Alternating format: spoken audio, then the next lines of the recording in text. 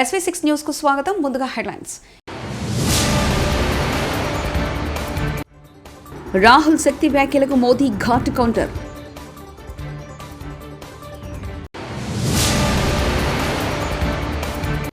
పదేళ్ల పాలనలో భారాస వేల కోట్ల అవినీతికి పాల్పడింది కిషన్ రెడ్డి.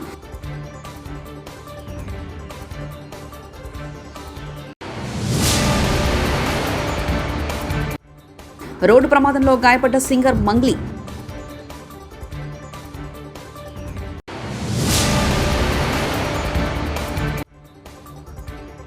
ప్రధాని సభపై కుట్ర, ఆ అధికారులపై చర్యలు తీసుకోవాలన్న జనసేన.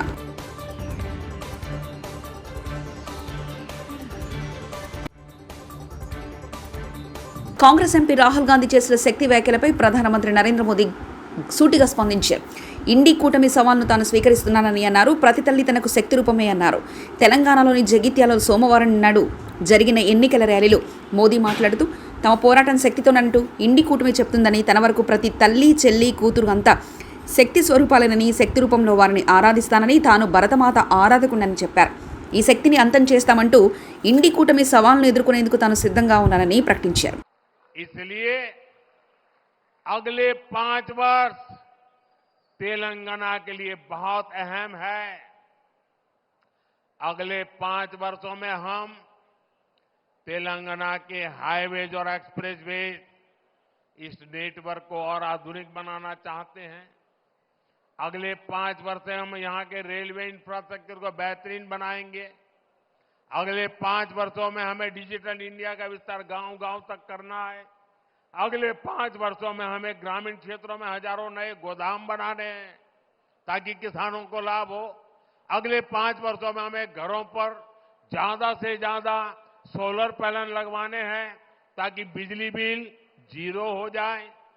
और इस सब में तेलंगाना और तेलंगाना के प्रतिभाशाली युवाओं की बहुत बड़ी भूमिका होगी. यह 18वीं लोकसभा का चुनाव है. 18 साल के ऊपर के हर युवा को विकसित भारत के लिए वोट करना है, विकसित तेलंगाना के लिए वोट करना है. और ये तब होगा जब आप इस चुनाव में कमल के निशान पर बीजेपी को अपना आशीर्वाद दें. పదేళ్ల పాలనలో బారాస వేల కోట్ల అవినీతికి పాల్పడిందని కేంద్ర మంత్రి కిషన్ రెడ్డి ఆరోపించారు. తెలంగాణ అభివృద్ధికి ప్రధాని మోదీ ఎంతో సహకారం అందించారని చెప్పారు. జగిత్యాలలో నిర్వహించిన విజయ సంకల్ప సభలో ఆయన ప్రసంగించారు. కాంగ్రెస్ సర్కార్ పనితీరుపై విమర్శలు గుప్పించారు. శాంతియుతమైనటువంటి పద్ధతిలో, ప్రజాస్వామ్య పద్ధతిలో అన్ని సమస్యలను ఒకటి తర్వాత ఒకటి పరిష్కారం చేసుకుంటూ దేశాన్ని అభివృద్ధి పథంలో, దేశ ప్రజలను దారిద్ర్య రేఖ నుంచి మరి పైకి తీసుకొచ్చేటువంటి కార్యక్రమం. వారి హయాంలో 25 కోట్ల మంది ప్రజలు దారిద్ర్య రేఖ నుంచి పైకి తీసుకొచ్చినటువంటి ఘనత నరేంద్ర మోడీ గారి నాయకత్వానికి దక్కుతుంది. మన రాష్ట్రంలో కూడా మనకందరికీ తెలుసు, జాతీయ రహదారుల విషయంలో కావచ్చు, లేకపోతే మన యొక్క రామగుండంలో ఎరువుల పరిశ్రమ కావచ్చు, మన యొక్క నిజామాబాద్, వరంగల్, ఆదిలాబాద్ జిల్లాలకు సంబంధించి నేషనల్ టర్మరిక్ బోర్డు కావచ్చు, జాతీయ పసుపు బోర్డు కావచ్చు, లేక ఈ యొక్క గ్రామీణ ప్రాంతాలలో గ్రామ పంచాయతీలకు అన్ని రకాల నిధులు ఇచ్చే కార్యక్రమం కావచ్చు, లేక ఈరోజు మన యొక్క తెలంగాణ రాష్ట్రంలో అన్ని రకాల మౌలిక వసతు కల్పనలో లాస్ట్ 10 years నరేంద్ర మోడీ గారి నాయకత్వంలో గత 10 సంవత్సరాలుగా 10 లక్షల కోట్ల రూపాయలు తెలంగాణ రాష్ట్రానికి ఈ యొక్క నరేంద్ర మోడీ గారి ప్రభుత్వము ఖర్చు చేసిన విషయాన్ని మనం చేస్తా ఉన్నాను. మన తెలంగాణ సమాజం అంతా కూడా నరేంద్ర మోడీ గారిని ఈరోజు ఆశీర్వదించాల్సిన అవసరం ఉంది. తెలంగాణ అభివృద్ధి కోసం నరేంద్ర మోడీ గారి నాయకత్వంలో కేంద్ర ప్రభుత్వం అంకిత భావంతో ప్రయత్నం చేస్తూ ఉంది. అందుకే మీ అందరినీ కోరుతా ఉన్నాను. ఈరోజు మనం చూశాము, ఈ రాష్ట్రంలో 10 సంవత్సరాలుగా అధికారంలో ఉన్నటువంటి బీఆర్ఎస్ పార్టీ, కేసీఆర్ కుటుంబము ఏ రకంగా దోపిడీ చేసిందో మనకు తెలుసు. వేల కోట్ల రూపాయలు దోపిడీ చేయడం జరిగింది. అది కాళేశ్వరం సాగునీటి ప్రాజెక్టు కానీ, లేక లిక్కర్ బిజినెస్లో కానీ, ఇసుక వ్యాపారంలో కానీ, గ్రానైట్ వ్యాపారంలో కానీ, గొర్రెల పంపిణీలో కానీ, మన్నిరేగాల్లో కానీ, దళిత బంధులో కానీ, భూ వ్యాపారంలో కానీ, ఈరోజు కాంట్రాక్టుల దగ్గర పూర్తిగా ఈ ప్రభుత్వము గతంలో ఏ రకంగా తెలంగాణ సమాజాన్ని దోపిడీ చేసిందో, ఈరోజు తెలంగాణ దోపిడీ చేసింది సరిపోలేదని చెప్పి ఢిల్లీకి వెళ్ళి ఢిల్లీలో కూడా కేసీఆర్ కుటుంబము, కేసీఆర్ కూతురు కవిత ఏ రకంగా అక్రమంగా ఆపు ప్రభుత్వంతో కలిసి లిక్కర్ వ్యాపారంలో ప్రజాధనాన్ని దోపిడీ చేసిందో, ఏ రకంగా లిక్కర్ కుంభకోణానికి పాల్పడిందో మనం చూసాము. ఇది చాలా తెలంగాణ సమాజం అంతా కూడా ఈరోజు తల దించుకోవాల్సినటువంటి పరిస్థితి ఏర్పడింది. తెలంగాణలో 10 సంవత్సరాలు సింగర్ మంగ్లీకి తుటిలో ప్రమాదం తప్పింది. మంగ్లీ ప్రయాణిస్తున్న కారును ఓ డీసీఎం ఢీకొట్టింది. ఈ ప్రమాదంలో ఆమెతో పాటు కారులో ప్రయాణిస్తున్న ఇద్దరికి స్వల్ప గాయాలయ్యాయి. హైదరాబాద్ బెంగళూరు జాతీయ రహదారిపై తొండుపల్లి వంతెన వద్ద ఆదివారం అర్ధరాత్రి ప్రమాదం జరిగిందని శంషాబాద్ పోలీసులు తెలిపారు. రంగారెడ్డి జిల్లా నందిగామ మండలం కన్హా శాంతివనంలో ప్రపంచ ఆధ్యాత్మిక మహోత్సవానికి మంగ్లీ శనివారం హాజరయ్యారు. అదే రోజు అర్ధరాత్రి తర్వాత మేఘరాజ్ మనోహర్తో కలిసి ఆమె కారులో తిరుగు ప్రయాణమయ్యారు. హైదరాబాద్ బెంగళూరు జాతీయ రహదారి మీదుగా ఇంటికి బయలుదేరారు. శంషాబాద్ మండలం తొండుపల్లి వంతెన వద్దకు రాగానే కర్ణాటకకు చెందిన ఓ డీసీఎం వెనక నుంచి వేగంగా వచ్చి కారును ఢీకొట్టింది. ఎండవెల్ల ఉరుములు వానల రాష్ట్రంలో 4 రోజుల పాటు భిన్న వాతావరణం ఉంటుందని భారత వాతావరణ శాఖ తెలిపింది. ఉష్ణతాపం, ఉక్కపోతతో పాటు తేలికపాటి వర్షాలు కురవనున్నట్లు అంచనా వేసింది. కోస్తాంధ్ర, రాయలసీమలో ఉష్ణోగ్రతలు పెరుగుతున్నాయి. ఉరుములు మెరుపులతో కూడిన భారీ వర్షాలు కురుస్తాయని పేర్కొంది. అసౌకర్య వాతావరణం ఉంటుందని, ప్రజలు అప్రమత్తంగా ఉండాలని సూచించింది. మార్చి నెలలో ఇలాంటి వాతావరణం అరుదుగా ఏర్పడుతుందని వాతావరణ శాఖ అధికారులు చెబుతున్నారు. ప్రధానమంత్రి నరేంద్ర మోదీ చిలకలూరుపేట ప్రజాగలం సభలో భద్రతా వైఫల్యానికి పోలీసులే బాధ్యత వహించాలని, కొందరు అధికారుల తీరు చూస్తుంటే ఇది కుట్రగా కనిపిస్తుందని జనసేన పీఎస్సీ చైర్మన్ నాదెండ్ల మనోహర్ అన్నారు. మంగళగిరి పార్టీ కార్యాలయంలో ఆయన ఇవాళ మాట్లాడుతూ మోదీ సభలో పోలీసుల వైఫల్యం స్పష్టంగా కనిపించిందన్నారు. భద్రతలకు సంబంధించిన అంశాలను పోలీసుల దృష్టికి తీసుకెళ్లినా పట్టించుకోలేదన్నారు. దేశ ప్రధానమంత్రి హాజరయ్యే సభకు బ్లాంక్ పాసులు ఇచ్చారని, ఎవరికి జారీ చేస్తున్నారో కనీసం వాళ్ళ పేర్లు లేకుండానే పాసులు ఇవ్వడంపై నాదెండ్ల మనోహర్ ఆగ్రహం వ్యక్తం చేశారు. అధికారులు ఎందుకింత నిర్లక్ష్యంగా వ్యవహరించారని ప్రశ్నించారు. దీనిపై సమగ్ర విచారణ జరగాల్సిన అవసరం ఉందన్నారు. మొట్టమొదటి సభ విజయవంతం అయినందుకు ఎంతోమంది కృషి చేశారు. ప్రతి ఒక్క జన సైనికుడికి, వీర మహిళకి, నాయకులకు,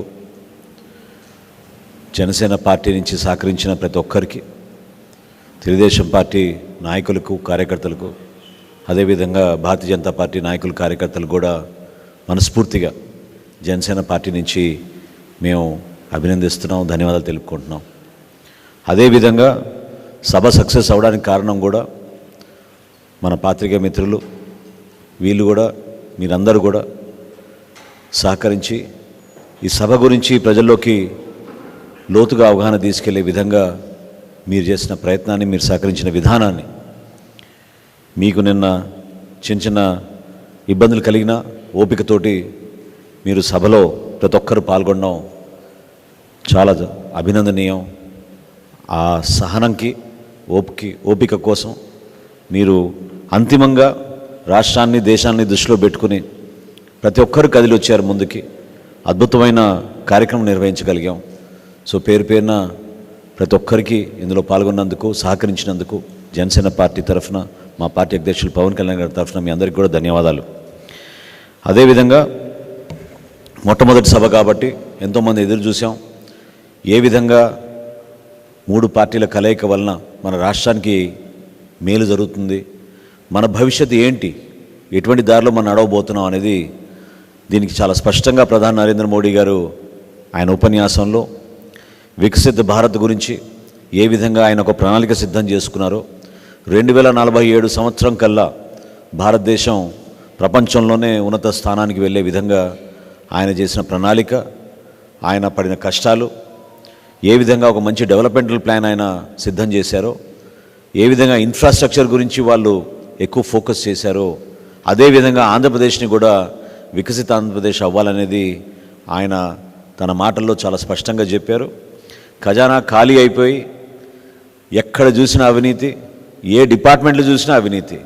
జనమేమో పాపం తెలియక ఇన్ని సంవత్సరాల నుంచి కేవలం శాండ్లోనూ, లిక్కర్లోనూ అవినీతి జరుగుతుందనే భావన వాళ్ళు అనుకున్నారు. కానీ పాఠశాలకి వెళ్ళే బడి పిల్లల దగ్గర నుంచి కూడా, ఆ శాఖ నుంచి కూడా వీళ్ళు అవినీతి చేసుకుంటూ ప్రతి డిపార్ట్మెంట్లో కూడా ఈ ప్రభుత్వంలో ఉన్న మంత్రులు, ఈ క్యాబినెట్, ఈ ప్రభుత్వం చేసిన అవినీతి గురించి కూడా ఆయన ప్రస్తావించారు. మేము కూడా అనేక సందర్భాల్లో జనసేన పార్టీ నుంచి సమాజానికి అర్థమయ్యే విధంగా, ఏ విధంగా వీళ్ళు ప్రజలకు సంబంధించిన డబ్బుని దుర్వినియోగం చేసుకుంటూ సొంత ఆస్తుల కోసం విచ్చలవిడిగా ఖర్చులు చేసుకుంటూ వెళ్ళిపోయారో వాటన్నింటినీ కూడా వివరించాం. విద్యాశాఖలో జరిగిన అవినీతి, 3వ తరగతి పిల్లలతో టోఫెల్ ఎగ్జామ్లు రాయిపించడానికనే ఒక ప్రణాళిక, ఎవరు ఊహించని విధంగా 35,000 కోట్ల రూపాయలు భూసేకరణ కోసం, జగనన్న కాలనీల కోసం వీళ్ళు వెచ్చించిన విధానం అందరం కూడా చూసాం. ఈ రోజుకి కూడా 91,000 కోట్ల రూపాయలు వీళ్ళు తీసుకొచ్చిన అప్పుల్లో ఎక్కడ పోయిందో ఎవరికి అర్థం కాని పరిస్థితి.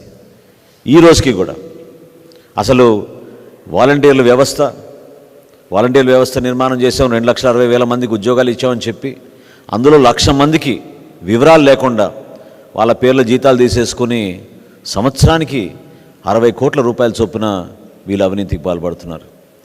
స్థానికంగా మీరు చూస్తే ఇక్కడున్న సలహాదారులు బొప్పడి సభలో రాష్ట్ర ప్రభుత్వంపై ఉన్న ప్రజాగ్రహం స్పష్టంగా కనిపించిందని, వైసీపీని ఓడించాలనే కసితో ప్రజలు తండోపతండాలుగా తరలివచ్చారని టీడీపీ సీనియర్ నేత ధూళిపాల నరేంద్ర తెలిపారు.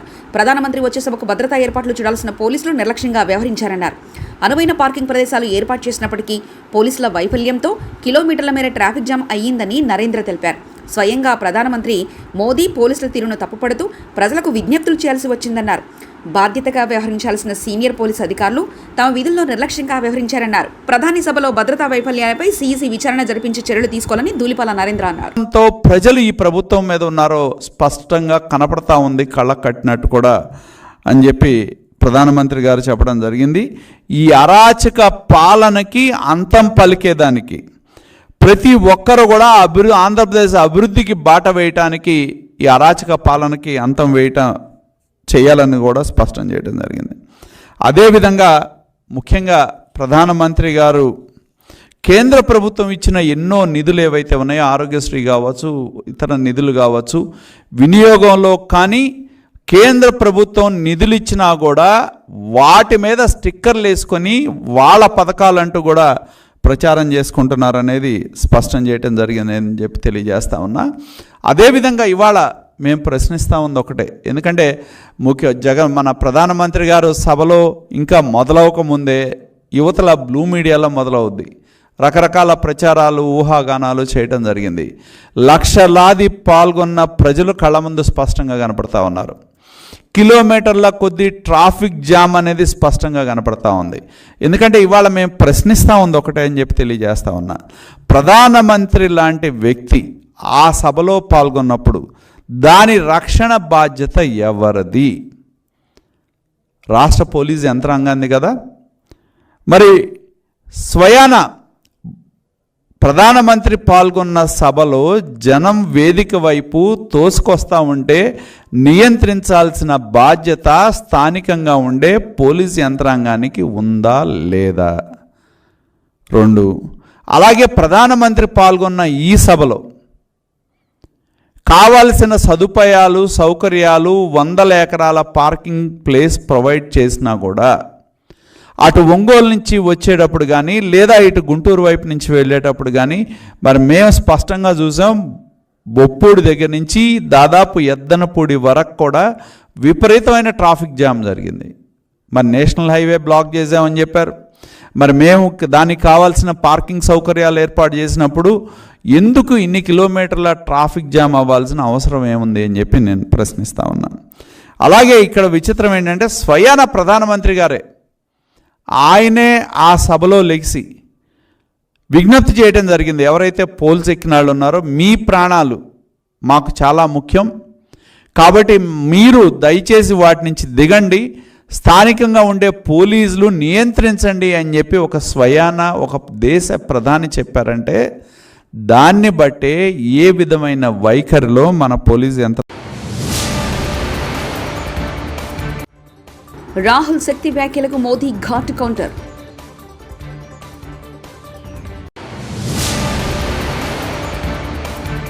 పదేళ్ల పాలనలో భారాస 1,000 కోట్ల అవినీతికి పాల్పడింది కిషన్ రెడ్డి.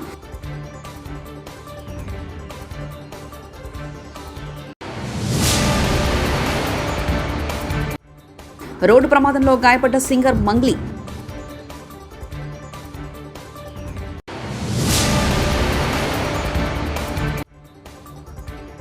ప్రధాని సభపై కుట్ర, ఆ అధికారులపై చర్యలు తీసుకోవాలన్న జనసేన.